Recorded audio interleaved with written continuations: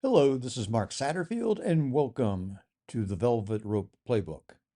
Tonight's chapter: The Luxury Branding Lie. Here's something interesting, especially if you're focused on attracting more affluent clients. Two businesses can offer almost exactly the same service, charge roughly the same fee, have similar credentials, and yet one is treated like a commodity while the other is treated like a luxury brand. Now, many people would assume it's because one has a better website, better credentials, maybe they've won more awards. I don't think that's it. I think something much deeper is happening. Today, I want to talk to you about how people change their perception of you. Because becoming a luxury brand isn't something you just claim you are, it's something your market gradually begins to believe. And understanding how that happens can completely change the way you market your business. One of my favorite questions to ask a new client is this: when someone first hears your name, what do you hope immediately comes to mind? Most people answer with a service: cosmetic dentistry, custom homes, financial planning, interior design. But that's not what we want. If the first thing people think of you is your job category, they'll immediately begin comparing you to everyone else who offers that service. That's what happens in the mass market. The category comes first, then we decide among all the options which one to choose. And often that choice is driven in part by price. Luxury works in the opposite direction. The provider comes first. The category almost becomes secondary. Let me illustrate this. Think about someone who says, "I want that architect," or "I've heard incredible things about that physician," or "my friend insisted I talk to this wealth advisor." Notice something? They're no longer shopping for the service. They're shopping for a particular person. That's one of the biggest shifts that has to happen if you want affluent clients. So how does that shift occur? Certainly not because you raised your prices and not because you redesigned your logo. It happens because over time, people begin attaching ideas to your name. Maybe they believe this is the builder obsessed with homes that still feel timeless 30 years from now. This is the physician who actually knows his patients. This is the person who can solve the particular problem I'm facing. Those aren't services, they're beliefs. And beliefs change buying behavior far more than features do. Think about luxury watches for a moment. A Rolex tells time. So does a $40 Casio. Nobody spends thousands of dollars because they need to know whether it's 2:15 in the afternoon. They're buying what the watch represents: craftsmanship, achievement, heritage, confidence. The physical product matters, but perception is what creates value. Your business works exactly the same way. People don't simply buy what you do, they buy what your business represents. This is why I think so many businesses unintentionally trap themselves.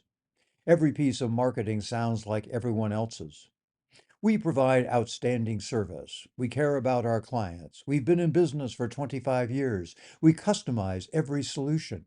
Now, there's nothing wrong with those statements. They're just impossible to own. Every competitor says them. And when everyone says the same thing, people default to comparing prices, which is exactly where you don't want to compete. So instead, ask yourself a different question: what belief do I want associated with my name? Notice I didn't ask, what service do I offer? I asked, what belief do I want people to hold before they ever contact me? Because the strongest brands aren't known for everything. They're known for something unmistakable. Let me give you an example. I work with a number of architects. Many talk about beautiful homes, functional spaces, creative design. Of course they do. They're architects. But imagine instead becoming known as the architect who prevents expensive regrets. Now you're having a completely different conversation. Suddenly, people aren't evaluating your drawings, they're evaluating your judgment. And that changes everything. Or take a concierge physician. People often assume patients are paying for better medicine. Not necessarily the case. They're paying because life became easier. Someone answered the phone. Appointments happened quickly. The doctor knows their history, their family, their concerns. The medicine didn't dramatically change, but the experience did. And with it, the perception. Now, here's something I've observed after more than 30 years studying affluent buyers. Affluent people rarely describe professionals using technical language. They say things like, I trust him. She just gets it. They make everything easier. I wouldn't use anyone else. Those aren't descriptions of services. Those are descriptions of certainty. And certainty is incredibly valuable, especially to people whose time is precious. So, how do you create the perception? I think it happens through dozens of small signals. The questions you ask, even on your intake form, the stories you tell, the examples you use, the ideas you consistently talk about, your willingness to say no to work that doesn't fit. Over time, those signals accumulate. People begin believing something about you before they ever meet you, and that's branding. Not colors, not fonts, not logos. Branding is shaping what people believe before the conversation begins. Now, here's an exercise I'd encourage you to do this week. Complete this sentence. The kind of client who hires us believes, not wants, believes. Write down 3 answers. Then look at your website, your videos, your LinkedIn profile, your Instagram. Do those beliefs come through consistently? Or are you mostly describing your services? Because if your marketing is filled with descriptions of what you do, people will compare you with everyone else who does it. But if your marketing consistently shapes what people believe about you, they'll gradually stop comparing you altogether. And that's when something remarkable happens. You stop being one of several choices. You become the obvious choice. Not because you're louder, not because you're cheaper, not because you have better graphics, but because you've earned a place in the prospect's mind that nobody else occupies. That's what luxury branding really is. It's not creating a more expensive image, it's creating a more meaningful perception. And those are two very different things.